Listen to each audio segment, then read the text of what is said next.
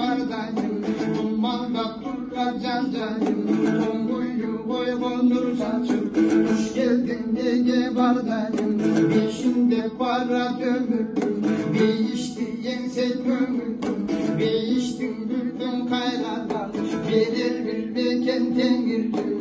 tongun süsö cazalı, oturmuş sende tazalı, moy soğuk süsö cazalı, moy molgu sende tazalı, yaşıma koydum cümleden, yaşam bir gelen mırmenden, yanaştım gele sarlayım, şaroker sultu siz benden, kömürdüm gösür gülmeden, gün görüp gelemir benden, gülümde dilge şam yapmayın, büyüttün sırrım bilmegen, varlayım tarlas ben mancaz, varlayım mavas ben kakas, varlayım caydo men konmuş, varlayım pomuz ben doğmuş, varlayım gülvah men tosto, varlayım taza men koşma, varlayım şola men adır, varlayım boda men tavır, varlayım canım ben gümbür, varlayım malkım ben gümbür, varlayım süngü men aşık, varlayım güngü men yaşık,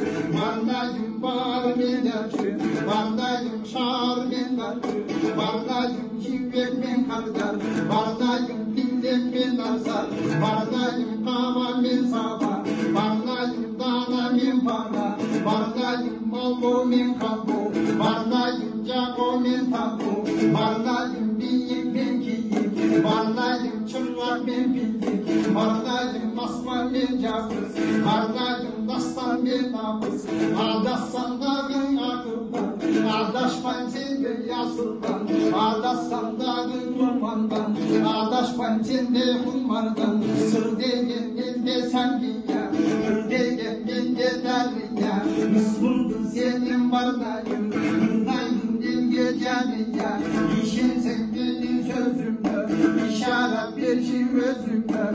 İdelim çaçkanlısın rodek, dilde de düşsün